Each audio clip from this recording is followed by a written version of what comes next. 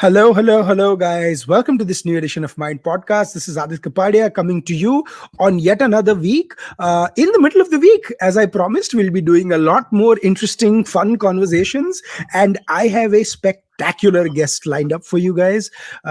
Together, we have with us author, columnist, a I, I would say an intellectual, but also a professional who's been with various institutes in the corporate world, but now is a full-time writer, full-time author, Ami Ganatra, and someone who's written for Mind Makers. And full disclosure, a couple of months ago, we did a fabulous event with Ami and in Houston as well. So welcome to Mind Podcast, Ami. How are you doing?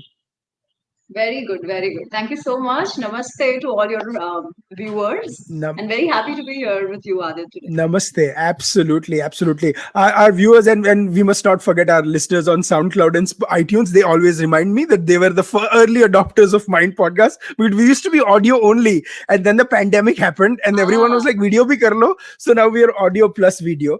But the great fun, and thank you so much for joining.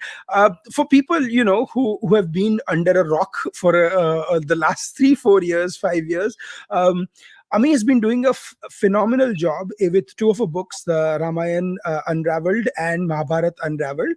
But apart from that, she's also been doing videos, discussions, podcasts, stocks, and doing a lot of studies, in-depth studies on Indic history. And I don't even want to use the word mythology because these days it's become very fashionable to use the word mythology. But the work you do, I mean, it's not just related to history, it's also related to people, it's also related to geography, it's also related to civilization. So before we even get into the books you've written and the stuff you've done, a little bit background on how you got here, and what have you found in your journey to discover this part of you. um, Adit, I think since I was a kid, I think I have to be grateful to my mother for that. Essentially, since we were kids, we were always exposed to multiple language reading. So in my house, beyond English, we always had Hindi, we had Gujarati. So I grew up reading different genres in different languages. The one which always had a deep impact on me was all the material of Gita Press. Yeah, Gita Press Gorakhpur, they had these chotu chotu pustaks called Veer Balak, Veer Balikaye, Adarsh Balak, Adarsh Balikaye. Simple, very simple in, Hindi. But they had all these stories from the history, from the Puranas, yeah, about how some kids were so brave and how, all the activities that they did. So I think that left a lasting impression. And this idea that we belong to a civilization where we had all these ideals. Even young kids, you were so brave. And of course, the heroes and the heroines, that was a different thing altogether. So I think growing up knowing that we belong to something that is so valuable and important always played a role, which helped when I went to B schools, which had a lot of leftist professors, a lot of leftist discussions. It never let me go on the other side because the rooting was there somehow. Even then, I'd say that I didn't know too much about what it meant to be a Hindu. Yeah, we grew up in a middle class household. Puja, vagere, all that happened for sure. Being a Gujarati, we would have the Navratri wala Garba and all that. But still, there was no exposure in terms of the darshanas, in terms of what the Hindu philosophy really says. Yeah. That happened eventually when I moved to Hong Kong. Oh. When I moved to Hong Kong, I I was working in a team of like people which came from 15 different nationalities, and I say this often that while we always say that stereotypes, we shouldn't stereotype. I think there is a lot of truth to stereotypes. It's very, you see a person from Japan and you can pretty much predict how the responses would be to any situation. You see a person from Germany and you will know the approach. Yeah, of course there will be exceptions to the rule, but they are exceptions. More often there is a certain way in people behave coming from the cultures that they come from. I think that was also the period when I read this book called Being Different of Rajiv Malhotra ji, and something really was shaken in me. Let's say there was hunger, or let's say a thirst to really figure out that if I am behaving in a certain way because I'm an Indian, because I'm a Hindu, and my behavior, although I have not been aware of Hmm. the sanskaras, it is my behavior shows those sanskaras. Then what is it that I really stand for? What is it to be a Hindu? I think that's where the journey began. And then like everybody else, there were lots of questions about Mahabharata, Ramayana. I was exposed to them also through television, and then the discussions and debates had always gone on. Had read a lot of fiction. I was very confused. I really didn't get answers to any questions I had. And that is why, today when I see videos, there's this one from US itself, where a mother talks about how her daughters had lots of questions. The questions weren't answered, and then they started believing that they know everything that is need to be known of Hinduism, and hence they think Sri Ram is very misogynist and they will not worship Ram, yeah, Hmm. or something like that about Krishna. I had Hmm. all the same questions, yeah, I had all the same questions, and none of the books gave me any answers. तभी Hmm. लगा कि यार, if I really need to know the truth, I will have to go back to the original text. Now, to go back to the original text, I also realized learning at least basic Sanskrit is very, very important. Otherwise, Hmm. the translations can actually lead you astray completely. And I remember this one incident where I was reading something and the word jati was used in the shloka. The Hmm. word meant species. Yeah, it was very obvious to who would know any kind of Indian language. But the translator had made it caste. Caste had nothing to do with it. There was no Hmm. caste needed in that translation at all. But Hmm. that was the understanding, completely And the non-understanding brainwashing, of the exactly. because and I won't even say it was inadvertent brainwashing, because even in our societies and stuff, I don't think people intended to, but it just happened. Sometimes I feel it is also, it's not necessarily inadvertent, because Hmm. some things are so obvious. If you make a mistake there, either Hmm. you're really dumb and don't deserve to be a translator, or Hmm. there could be other motives at play. So I really don't know. But for me, it was a shocker, and I realized that at least basic Sanskrit I need to know. I can't completely rely on translations. So that's how basically the journey began. And then, Hmm. yeah, one thing led to another. Krishna willing, we are Fascinating, very. fascinating. So then let's go dive straight into the work, right? Why Ramayana and why Mahabharata is the question, right, that probably most people would ask. And apart from the obvious reasons and the significance that they possess in our ethos, right, as a person, as a professional, you've done your, your IMM grad and so forth. um, it's almost like you drew back to something you read as a child or in your youth, that's very, very there in, in our households and so forth. But you went back, you revisited them, but you did it with a very contemporary lens. And I don't mean contemporary. Log contemporary lens matlab ye samajhte hai ki suddenly you're going to put Ramayan in like 2022, and people will be dressed like 2002. Contemporary lenses with the knowledge that what you've studied, and then looking at something not just in an academic way, right? So why that? And what was the result after you looked at it, apart from the books obviously that you wrote? Yeah. So again, I did not start my studies with the intention to write. Writing was never the intention. The intention was getting answers to the questions I had. And I was, how do I say, I was really, really disturbed to uh, to read things like, or to know the stories of Mahabharata, Ramayana. I'm like, when you compare it with other religions, they have a very clear do's and don'ts. They know what to do, they know what is not allowed, they know what is allowed. Whereas if you see any normal average discussion about Hinduism, sab chalta hai. Yeah. And then they'll take examples from Mahabharata and Ramayana, and they'll say, see, good people are also bad because they have bad qualities. Bad people also can be very good. And then they'll give examples that, oh, look at Karna, he was such a good man. It is just because he was born in a wrong caste, he never got his due. They say Ravan, अरे रावण जैसा तो भाई किधर भी नहीं है ना? All he did was to save his sister, and he didn't Hmm. even touch Sita Ma. Otherwise, he was a hero. He just kidnapped her, and that was his sin. And you're like, okay, just because. if people are saying that was the only sin and he's this big Shiv Bhakta, then Hmm. what is the epic telling us?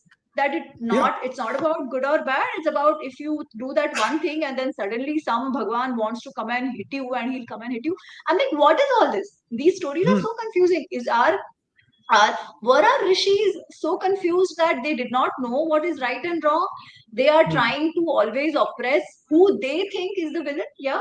And then there is this thing about history, that history is written by victors. So when people turn around and say that today we consider Sri Ram, Krishna, Pandavas as heroes, it's only because they won and there is no other reason. So then my thought was also always that what is this? Are we saying that there is no value system or at least in the past there was no values that people adhered to? It was jisko jo chahiye wo. And then always this thing is told about misogyny, right? Hmm. Girls were always oppressed. लड़कियों को पढ़ाते नहीं थे, लड़कियों को ये नहीं करते थे. Then they'll give examples of Sita Ma, they'll give examples of Draupadi. And for me, the confusion was in my family, Hmm. in my extended family, in my amongst my friends, we never Hmm. faced that kind of discrimination, at least not the kinds that people always talk about, right? So I'm Hmm. like, ye kya hai? More often than not, even in families where they'll say, oh, ladkiyon ko padhayenge nahi, that could be the thing. Hmm. Padhayenge nahi as in higher education बहुत ज्यादा नहीं कराएंगे क्योंकि शादी कौन करेगा. Hmm. Even in such families, it's not as if they mistreated the women, right? लड़कियों को हाथ पे रखते थे, लड़कियों को लक्ष्मी बोलते थे. And I'm like, why is our culture so confusing? Why does it not make sense at all? Hmm. And then all the fiction work that you read, where some Hmm. protagonist is taken and she is victimized. You talk about Draupadi, every book that is written from Draupadi's lens, she's a victim. Yeah.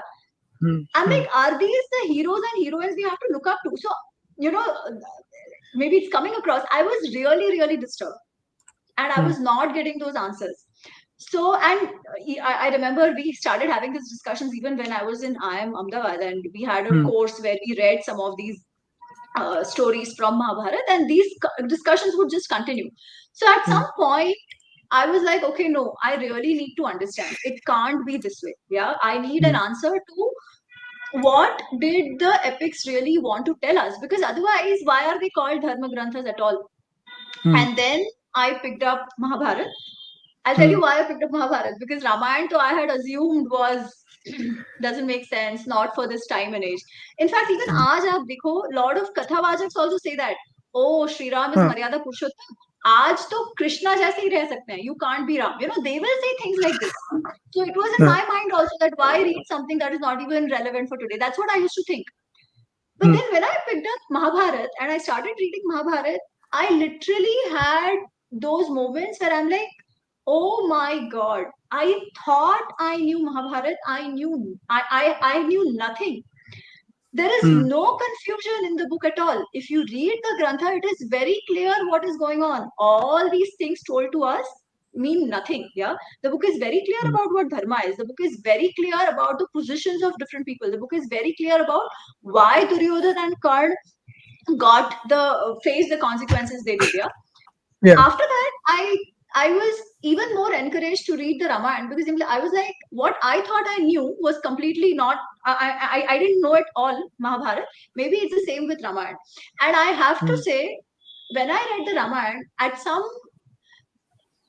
there were times when I was angry. I was angry with all the people around me, because I'm like, Hmm. a a book of this profound understanding, emotions, beauty has been Hmm. reduced to these two, three words which people keep talking about. There is so much depth in the book. And people reduce it to Aryan Dravidian war. People reduce it to Ravan being great because he's a Shiv Bhakta. People reduce it to Sitaji always crying and, misogyny or Sita Tyag. Hmm. There's so much to that book. Even these incidents that people talk about are so different, and there is a reason why everything has happened. Yeah. Hmm. So yeah, so that's why I picked up these two, because the questions I had were largely around these. That's how it basically happened, because of, yeah, just my the how do I say, the mental agitation that I was going through. Hmm. No, and I can tell you this, right?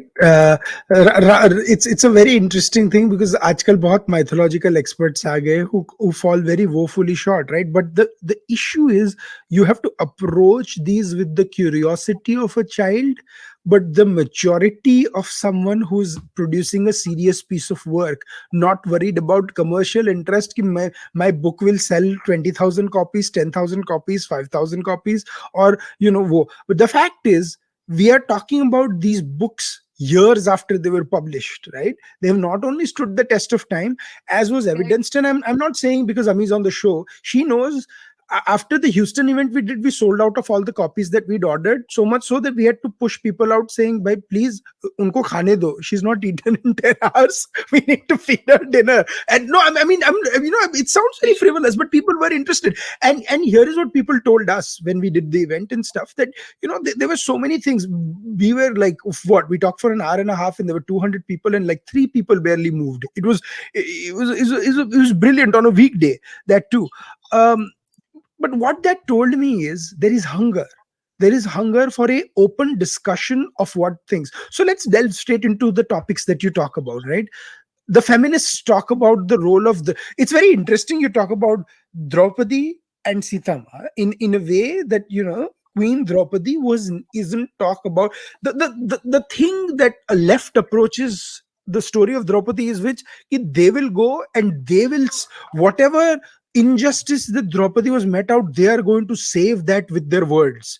And somehow that is it's that insane savior complex that that many communities in US has also talked about. A lot of minorities in US have said that we don't want a savior complex, we just want an acknowledgement of the injustices that have been meted out to us or something, right? So again, whether what was injustice, was there injustice meted out to Draupadi? Obviously there was. I mean, there's not even a debate about it. But Absolutely. what her role is within the Mahabharata is very misunderstood, and that's what something I want to talk to you about. And then you can take that segue and talk about the role of Sitama in Ramayana, and the relationship that it's you can't just paint this all with one brush or with the lens that which we're discussing in this day and age. Absolutely. So, the one issue I have with a lot of these um, feminist takes on the epics is that they Mhm. always assume, yeah, the going in assumption is that the Stree is oppressed, yeah, and Mhm. everything is only looked at with that lens. They will Mhm. not see the situation, they will not see whether that woman has agency or not. And in situations where the woman has shown agency, they will completely sideline it because that doesn't Yeah. fit the agenda. Yeah. Mm. Now, I'll tell you one more issue. Mm. They will say Draupadi has been mistreated. Yeah. Draupadi ko Mm. daw pe laga diya. She has been mistreated. Of course, she is mistreated. Who mistreated her? Duryodhan, Karna, and all these people. But you see the narrative. They'll turn around and say, "Oh, Karna is such a big hero." In their own fictionalized versions from Draupadi's perspective, they Mm. will make her fall in love with Mm. somebody who has insulted her more than anyone else in Mahabharata. Think of it. Mm. Yeah. Mm. She is shown to fall in love with Karna. On one hand, she's shown as a victim. On other hand, they say, oh, she was actually in love with Karna, the man who was the one to even suggest disrobing of Draupadi. Yeah, And just to add, I'm sorry, I'm not interrupting, but just to yeah. add, if that feeling may have existed when Karna came from the Swayamvar, 20-25 years later, it's very different from what that you can't just juxtapose that saying that, oh, it's a in seed that has grown into this tree, and when Karna died, Draupadi's hair was white. Array, but even there, okay, if she was so much in love with him and if he Hmm. also was really in love with her, will a Hmm. person do something like that in a bhari sabha? No. Or right? Exa- So, anyways, none of this whole love angle is not there in Mahabharat Hmm. at all. Okay.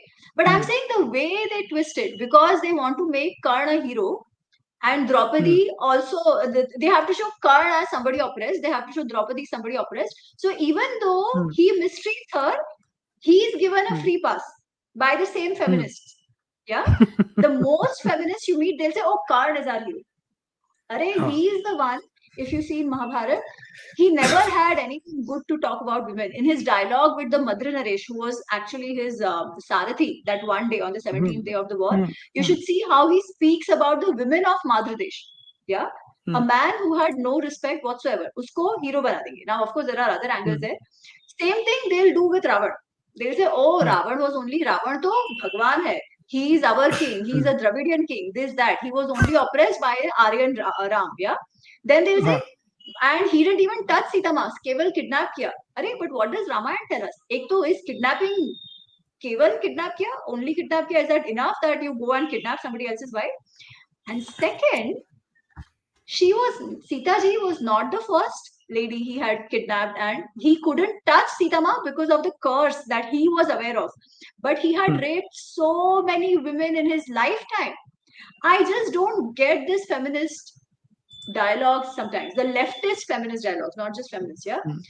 Hmm. Just because in your head you want to make Ravan a hero oppressed of the Aryan Ram, so लड़कियों को rape किया कितने ही, you are still okay with that because you want to Hmm. glorify him, yeah, and show Sita ji is oppressed not because of Ravan but because of Ram, Hmm. yeah. So somehow you twist the narrative so much that the girl is always oppressed. Whoever have been shown as villains, as negative characters in Correct. the Hindu epic, are actually good, and the good people who we all have to look up to are supposed to be oppressors. Hmm. Come on. Yeah. Acha, now as you were talking about the role of Draupadi, that Hmm. one incident of Daav par lagana, staking of Draupadi, is just one Hmm. incident. If you Hmm. see the role of Draupadi in Mahabharata, it is so beautiful, so gracious. Yeah. I want to Hmm. say one more thing here. When people say about staking Draupadi and make it a gender issue, she was not the first one to be staked. Yudhishthir staked everyone, all his Hmm. brothers and him. Then Hmm. Draupadi. That also when he was instigated by Shakuni. Yeah. So Hmm. then how does this become about gender? You have to say he hates men also. He staked all his brothers, right? Where is the Hmm. gender angle coming in here at all? Yeah. So I And think all these things, when you read the text for what it is, just unravel before you. Because this is exactly what the text has. The text is not written with taking identities. Yeah. They're not trying to find identities and genders and communities and everything. They're not doing that at hmm. all. Our epics are very clear. Karma fal will always come into play. You get Hmm. the way you behave. Your karma Hmm. will always get according to the your karma. Yeah, the karma siddhanta never fails. This is true for everybody. Hmm. So, and the characters of both Sita and Draupadi, coming to the actual question that you asked, are extremely Hmm. gracious. These women have a lot of agency. They make the decisions of their own life, including Sita Ma's decision of going to Vanvas. It is her decision. Yeah, nobody has forced her. Throughout, if you see, Sri Ram comes across as someone who's actually a person who respects women, all the women Yes. in his life. Yeah, he is not somebody Hmm. who is looking at Sita ji only to oppress her. No, it's not the case. Hmm. Same is the case with Draupadi, where there is a dialogue called Draupadi Satyabhama Samvad, where Draupadi Hmm. talks about her role as the queen of Indraprasth. And I Hmm. don't want to go into the detail of it, but she basically is saying that the entire treasury of Hmm. Indraprastha was under her. Nobody knew about the treasury of Indraprastha as much as she did. She was like a CEO, Hmm. CFO of the Hmm. kingdom. Yeah. So that That's is the actually role of lovely, Draupadi when you lovely talk about description her. as CEO, CFO of Indraprastha. She is So, actually that. She's running the show there. so that is what I mean by contemporizing the Mahabharata and the Ramayana. Interpreting what it means in modern terms rather than using modern colors and categorizing it, and stuff. You can interpret what Vibhishan's statements are in modern terms, right? But if you want to show Vibhishan on screen, you don't need to get the a bottle of milk cream and empty it in his hair. So I mean, you basically, it depends on how you look at it and so forth, right? So then let's talk about Ramayana, right? So I asked you this question when we were, by the way, I have to tell you this. I was watching a show this other day, and they actually mentioned a question we talked about in our conversation in Houston, where you said that a lot of people would not keep Mahabharat home because they would worry that they would be in a fight. And to which my question was, Mahabharat also contains the Gita, and why were if that was the case, why were they not enlightened after reading Gita, right? But such was the impact of these epics, right? Or the fact that that does not mean if you read the Ramayana you would be condemned to 14 years of vanvas, right? You Ramayana is a story of resilience. Like for me, Ramayana isn't even a story at most of sacrifice, good over evil, or for first, I mean, it's resilience, how everyone, you know, doesn't whine about the circumstances they are in, but find a way to now one could argue why they are in the circumstances, but the fact is once you are in a circumstance you have to find a way to fight it. And that's, for me, that's the story. So when you're contemporizing such stories, right, and Ramayana unraveled, I mean, I still find it being discussed even now. Like, I was talking to someone who was at the event in Houston, and they were talking about a very interesting point, that when you talk about Ramayana is actually, it's a poem essentially, and then it's essentially in khandas, you have the Yuddh Kand and so forth. So when you are interpreting a work of literature where there are poetic liberties that are taken, that you as a scholar would see that first paragraph mein this is described in a certain way, second paragraph because it has to fit in a meter. How do you evaluate that? And what were your key takeaways when you read Ramayana in its unabridged form, so to speak? Well, first of all, I think I can only be grateful to Bhagwan that he inspired in me the desire to learn Sanskrit. Because I think Hmm. because of that, I was really able to appreciate the beauty of Ramayana. There is a reason why Valmiki ji is called the Adi Kavi. The Hmm. flow, the richness of the language, yeah, the similes that he uses are just extremely beautiful. So one is Hmm. that just strikes you when you read Ramayana. The other thing is that it is not really that inconsistent. I'll tell you where poetic liberties could have been taken. It is in Hmm. terms of describing somebody or something. Yeah. So there's a lot of there are lots of adjectives given and all of that. So you don't sort of anchor yourself onto every of that word. Yeah. That said, what I have also seen is that the epics are very true to the situation. So, for example, he will not, or both in both Mahabharata or Ramayana, they'll say things as it is. They will not try to hide something because it comes from Sri Ram, yeah, or hide something because Sri Krishna has said, and they think it's not right, which has actually happened Hmm. later. For example, if you see a lot of later day retellings, Hmm. they will not pick up certain incident from Ramayana or Hmm. Mahabharata because the Kavi at that point is not comfortable with that idea. Yeah. Hmm.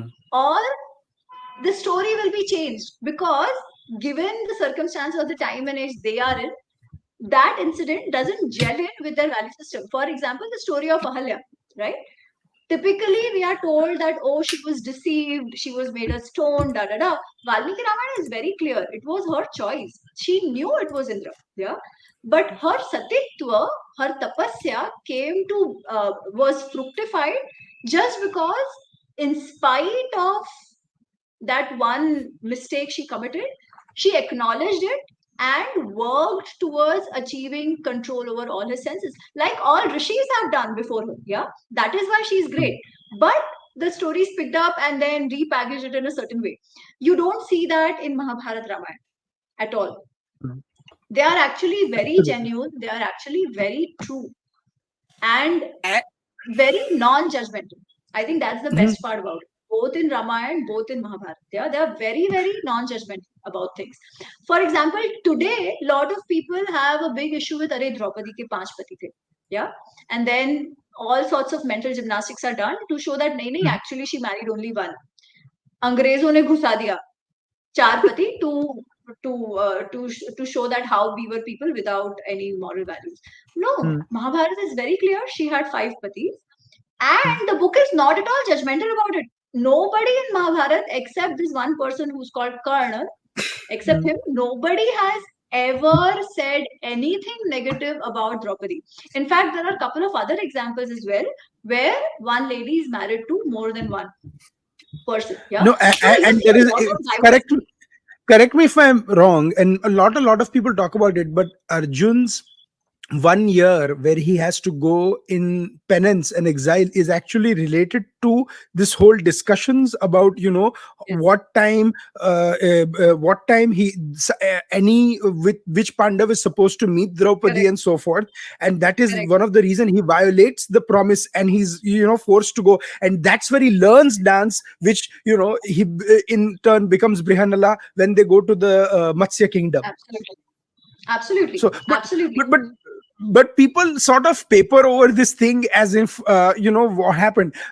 They're like, I was like, didn't you ever wonder, if they were in exile, why did Arjun learn how to dance and how to play the dholak and so forth? And they're like, I'm like, no, there is a reason. But when you read books in chapters and in proses, and not as a text, that's what will happen. So Yeah, yeah, absolutely. but yeah, continue what you were saying. Sorry, I didn't mean to cut you No, there. I was just saying that I don't even see them as exaggerations. I see them as a narration of how the society was at that time. And it actually was a lot more progressive and liberal in a lot of aspects. Hmm. Like this whole concept of niyog, right? Hmm. The concept of Ah. niyog, the concept of Gandharva Vivah. We think love marriage is aaj ka thing. No. Gandharva Vivah is one of the accepted Vivahas. Yeah, Gandharva Vivah is Hmm. basically a love marriage where the girl and the boy, they mutually decide and they get married. Yeah, and Hmm. that actually has acceptance in the society. Yeah, Hmm. even though like it's not necessary कि दोनों side का permission है, ऐसा नहीं है. It's a proper Gandharva Hmm. Vivah. Hmm. Children who were born outside of wedlock also Hmm. got due recognition, right? So Hmm. it is a lot more accepting society because the anchor of the society is different. The anchor of the society is family. The anchor of the society is a child. Yeah. So things Hmm. will be made around it. It is Hmm. a social, the society is more focused on the social aspects rather than the complete individualistic mode that we've Hmm. taken in the current society. Hmm. But even then, it's a very, very progressive, very diverse, and very accepting of diversity even within that. And you see this a Hmm. lot in, especially in Mahabharata, but also in Ramayana, right? In Ramayana, Hmm. Sri Ram comes from a certain society and certain community, and then he comes to the jungle and he meets the Vanara tribe. In the Vanara tribe, the practices are different. In the Vanara tribe, if a husband dies, the wife can marry the brother of her husband if he's died, yeah, Hmm. with her permission. So even that was acceptable, yeah, and nobody Hmm. is making any judgmental call on it. That is how Hmm. things are. So I think I learned a lot about how the society was during that time. And I would say the exaggerations are largely in terms of descriptions and maybe in terms of how they narrate certain events which sound a little bit mythical with In fact, miracles, no, and but in that's it. fact, to add to your point, I think Tara, who was the queen of Vali, marries Sugriva. He becomes the Yes, queen of Kishkinda, but also curses Rama for the whole, and that is narrated very beautifully in the Ramayana. Is narrated in the beautifully in the interpretations, and when we talk about it. So just to further that point, but going to the last third part of our podcast, where we go into contemporizing facts, fiction, and talking about ideological mhm, battles, right? Because unfortunately or fortunately, the times we live in, everything is interpreted in terms, and I'm sure you get your equal share of admirers, but a little bit of brickbats also, because they'll read your work and they'll be like, "Arey, how did you say?" Not knowing that you have actually gone to the source material and they are reading an interpretation, right? So we always joke that this is the Ramayana and Sagar Ramayana and the Rahimasum Raza Mahabharat generation, who's trying to argue with the Ved Vyas Mahabharat and the Valmiki Ramayana. So how shall the twain meet? Because they still believe that the people in Ramayana spoke with Dr. Raza, and Dr. Raza did a beautiful job of contemporizing and making Mahabharat So Ramayan probably was more of a devotional attempt by Ramanand Sagar. So I should actually not even I'll quote Surat Barjatia, who when he was asked, when he remade Ramayana as हम साथ साथ है, he said मेरे अंदर वो रामानंद सागर जितनी तपस्या नहीं है रामायण बनाने की. It was beautifully put, right? But Mahabharat was a pure made for TV spectacle with Yeah. beautifully shot scenes, actors who were movie actors, right? They were not unknown actors who were just plucked out of nowhere and stuff. So there was, maturity within the society as well. But when you're dealing with generation who's that read that and believes that to be the gospel truth, no pun intended, what do you do? How do you deal with that? Well, I don't even think it is just a generation thing. Yeah, I've seen this even in a lot of people who are Hmm, old enough in the 60s and hmm, 65s and 70s. And I'll tell you a hmm, very recent example. Yeah. Ajkal, hmm, there is a lot of these controversy around Adi Purush and stuff going on. I don't want to make any comments hmm, on that. But there are certain comments which I've heard saying that, oh, I can only accept Arun Govil as Ram. hmm. Yeah, my Yeah. Ram cannot have Dadi Muj. Only Arun Govil has to be my Ram. My Ram cannot have any aggression on his face. Yeah. Now I've not seen Hmm, Adi Purush, so I don't know how Prabhas looks and all that. hmm, Just talking about Ramanand Sagarji's portrayal of Sri Ram. Yeah. hmm, What hmm, does what does Ramayan tell us? hmm, Sri Ram was actually extremely physically strong, hmm, extremely muscular. Yeah, there is hmm, a detailed discussion. There's a hmm, detailed description given on that. Very, hmm. very muscular. He was pretty much like a Bahubali. His the words used for him are Siha Skandha. Yeah, Siha But, Skandha Ajan Bahu. Yeah, uh, गूढ़ा ग्रीवा गूढ़ा ये ग्रीवा उसका ये कहते हैं वो. They say that the Shiva Dhanush which he picked up, he had so much power hmm, that Shiva Dhanush 5,000 young men couldn't lift, and he picked it up. Yeah, the description of his warfare techniques is hmm, beyond imagination. He's one of the strongest warriors out there. He's not just this person who's sitting and sending out these beatific smiles. नहीं ऐसा नहीं है. Yeah, hmm, he is a person who's showing all kinds of emotions. सबसे पहली बात. Second, he's extremely physically strong. Third, he can be really aggressive and really angry when the time demands. One hmm, of the words used for him is amogha krodha harsha. Yeah. hmm, Naravyagra. He's the hmm, tiger among men. Amogha krodha harsha. One whose joy as well as anger will never be waste. Yeah. It is said that yasya bibhyati devaha. He, even the gods would be very, very angry and afraid of his anger. Yeah. hmm. This is the man we are talking about. Yeah. This No, is what absolutely. Valmiki ji has showed us. But those who have seen Ramayana, we all learn from it lots of blessings. I mean, what do I say? Lots of gratitude to Ramanand Sagarji for doing what he did. But today, when people are so attached to one thing that they have seen, I think that's just human psychology. What can I say about it? Yeah, no, But I just absolutely. hope that the coming new generation is more open minded. No, I personally think they are. I think personally the Japanese interpretation of Ramayana, that's something that I saw first as a kid. So that's very dear to my heart. In 1992, that came out. I think Yugo Saka did it or something, if I'm not mistaken, the animated version, and absolutely loved it. By the way, it's a funny thing that you said that you're not going to talk about the Adipurush thing, and you compared Ram to Bahubali. So I'll say that she's not talking about the film Bahubali before people come jumping at Oh no, us. no, exactly. No, I no. know, I know, Bahubali I know, I know. has I'm its kidding. very I'm strong being first very season fan. facetious. Yeah. I'm just being I'm very glad you facetious here clarified, Baba. Yeah, yeah. No, I'm not because someone comparing will him. take this He has 30 seconds.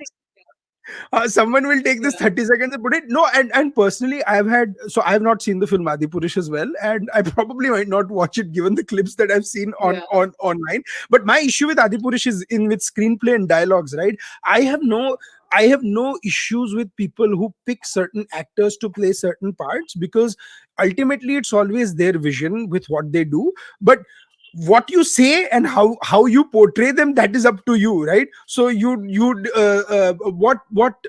I mean is saying, right, that they can be muscular, they can be a certain thing, but they don't need to have tattoos on their faces or walk, funnily, or say lines that are not really you can be respectful in many ways and not. But again, we want to keep it about the text or something, and Yeah. hopefully Although, just to that point, Adit, just to sorry to interrupt, I do want to say hmm, that I'm not even looking down upon people who have these views that Ram has to look only in a certain way, or Sri Ram has to look only like this, or only Arun hmm, Govil can represent him.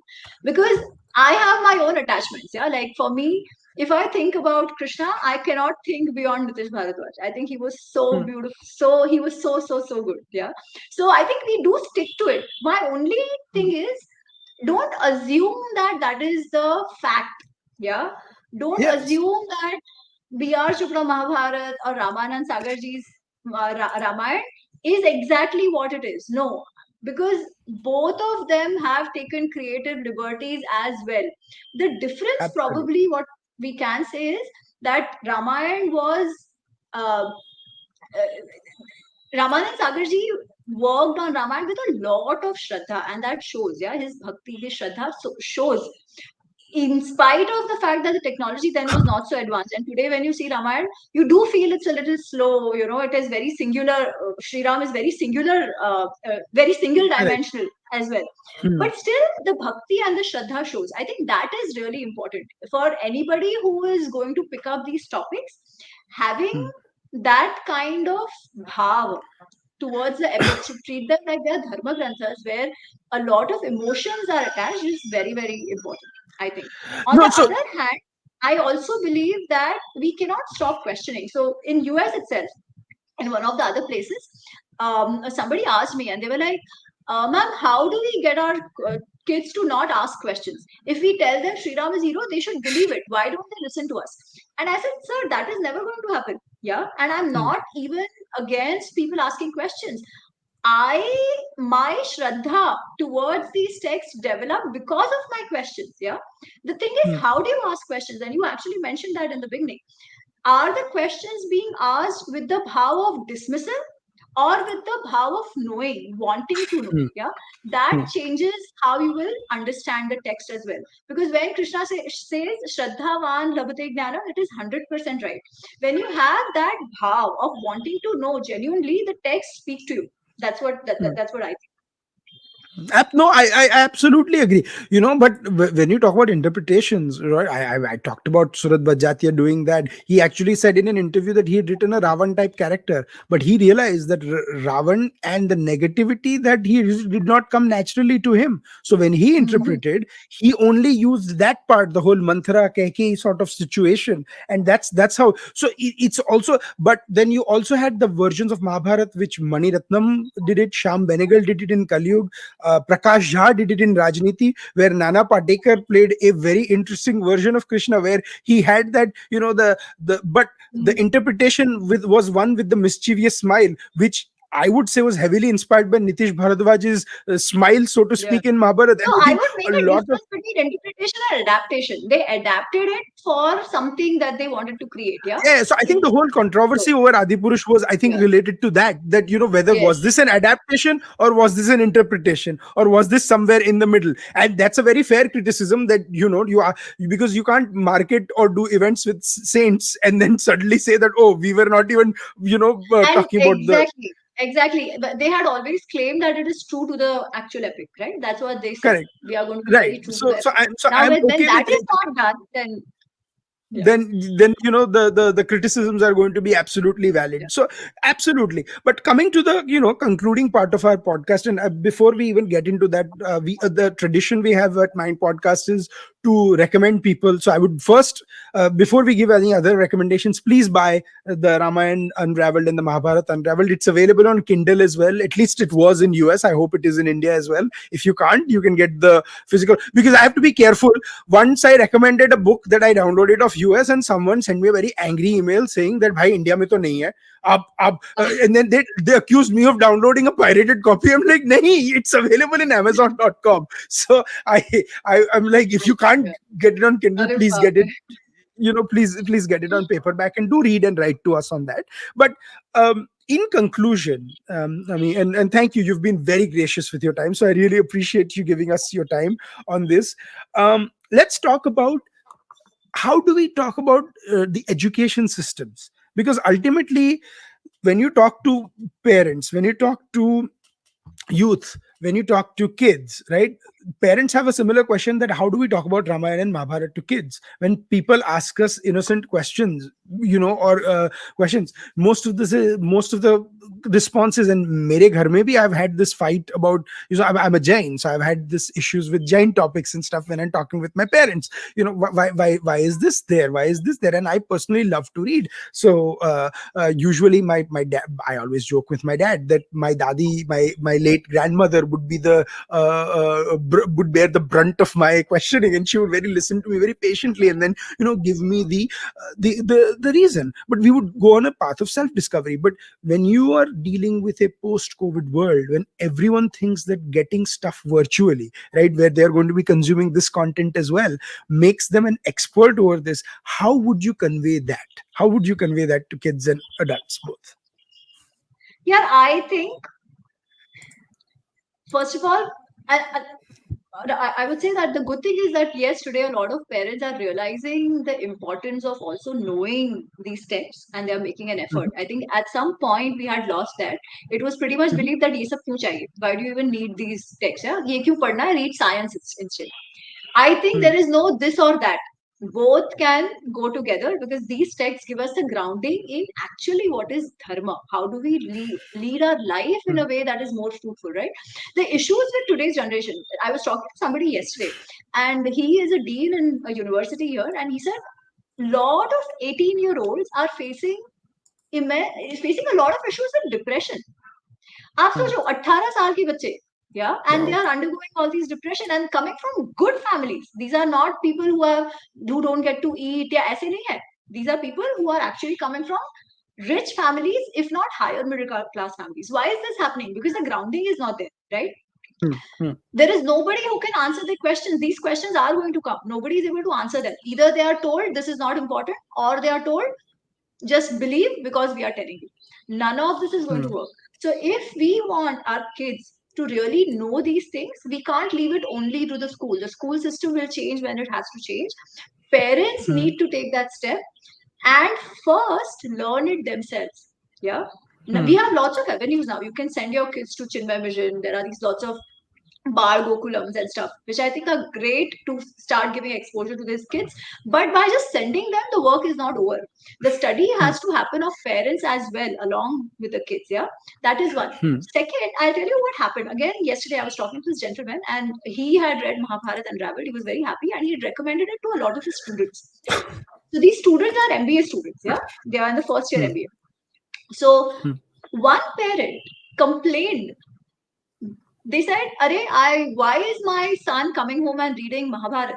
What are you guys trying to do to him? I don't want him to go into the spiritual path at all. I want him to be a wow. grahastha, yeah, something of that sort." So see the kind of understanding the parents have Hmm, today. When in other religions, if you see, and I've seen this even in Hong Kong, Adit, bachpan hmm, se 3 years, 4 years old, they are sent to school. They're religious schools. Yeah, Sunday hmm, schools will be religious schools, be it Islam, be it Christianity, whatever.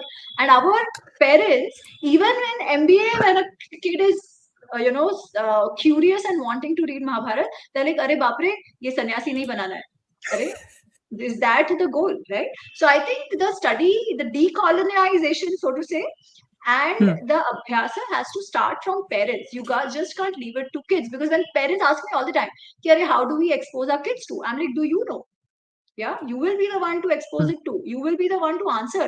But do you know yourself? You think you do. You don't. So even the parents really need to up their games here. Unfortunately, we are not staying in this in a system where there are lots of elders staying at home, lots of dada dadi, kaka kaki. वो सब नहीं है. Things have hmm, changed. Now there are goods and bads. I'm not getting into that, but it is what it is. And so hmm, the weight of this also falls on parents. And if they really want to keep their kids grounded, this is what they will have to pick up. You're seeing this in US also, right? It has become such hmm, a polarized country in terms of identities. Yeah, hmm, everybody wears their identity on the sleeve. Can Hindus escape it for too long? No, absolutely not. Otherwise, they'll grow up with a confused identity and we'll lose them for sure. Yeah, Absolutely. Abhito, and Hindu identity is not just in many forms. You know what swastika means to Hinduism and how it's abused and looked upon in absolutely. that. You know, it starts with that. मेरे साथ ही खुद हुआ है. I was wearing a so in Jains we call it a raksha potli, but it had a sathiyo, right? In Gujarati, that's what we say. And then Uh, someone looked at it and is like, "Are you that?" And I'm like, what are you talking about? This is not a Nazi symbol. This is a symbol very sacred to Jainism, Hinduism, to Indic philosophy. So absolutely. and then I had to explain, and they're like, "Oh, we had no idea." But so that's a conversation you had. Not everybody is going to ask you the questions. You may be judged. So I mean, and this is just one example. There are many other conversations, and especially with Ramayana and Mahabharata, this will happen because it's not just an Indian story. It's a story in Nepal. It's a story in Southeast Asia. It's a global phenomenon. And Mahabharat may be recited in certain countries, but Ramayana is recited in a lot more countries than even Mahabharat is across the world. So Absolutely. it takes that. But before we wrap up, And just to add to that, sorry, just please, one thing yes, I'll say, no, please. we recite it as believers, but you see that the kind of attack Ramayana faces in the academia, these are people who Mhm, are not even no, not even insiders, they're not even Hindus. Still, they are mhm, going out learning Sanskrit, reading this text. Why? Only to find identities in them, only to find atrocity literature in them. Why are they doing it? There is a mhm, reason, right? If these texts were not important at all, why would academia spend so much time? Why would these foundations spend so much time and money going after these texts? Because they know absolutely. that our ethics, our culture, our identity is actually rooted in this text. Yeah, we Mhm, look up to the characters, are these ancestors of ours, to lead our own life. We look up to them for our value system, and that is where, for whatever reason, geopolitical reason, the attacks are happening. Yeah, so we mhm, cannot just ignore it. We have to be watchful, and we mhm, have to own our narrative. We cannot let people outside the system or outsiders or start owning our mhm. narrative and tell us how bad we are. No, it doesn't work that way, How because bad if you we actually read the text, we were not at all bad. We'll realize the value of why we need to preserve what we need to preserve. Maybe today the answers of a lot of issues which the society is facing will come from these texts. Yeah, because I'll just end that this one note. What is dharma? are. Yeah, Mhm, dharma is not religion. Everybody talks only of the religions. Dharma in essence means sustainability. Dharyate iti dharma, right? mhm, That is what our ancestors have left us with, the sustainability principle. And that is what shows in every uh, the way of life that Hindus have lived so far. Yeah. And that today is actually going to give answers to a lot of questions, to problems we face even today. Yeah. So we should not discard it. We need to own it for sure. lovely. What a lovely thought to conclude this part of the discussion on. We'll of course there is a lot more to do, but before we let you go, I mean, any closing words that you have about these epics, these interpretations, or the present day people, and of course I'm sure they'll read and they'll write to you about what they've read and the questions they've had about this. No, nothing. I'll just say that there is lots that our ancestors have left us with that we need to be proud of, and we need to learn, not just be proud of. We need to learn, we need to Mhm. preserve and propagate, ensure that our coming generation also learns it, knows it. It is not gai purani bate. It is as relevant today as it was then. That is the beauty of these granthas that our ancestors have left us. So please do make the effort, make the time to know what we as Hindus stand for. Truly, and what we stand for, what we can use, the ethos that we have, the culture that we have, the foundation that we have to build, build from. And I think we've barely scratched the surface. It's an iceberg that is so deep that the deeper we swim, the more fun or the more interesting it'll get. But here's looking forward to many more discussions. But thank you so much, Ami, for joining us on on Mind Podcast today. This has been a truly wonderful discussion, and we'll be back, guys. Please, like, share, subscribe. Please follow Ami on Twitter. We'll link her Twitter ID below. Please do buy her books. Write to us. Comment on this YouTube stream, and we'll be back in a few days with another fascinating topic, some great guests, and more discussions on Mind Podcast. Thank you so much, and goodbye. True.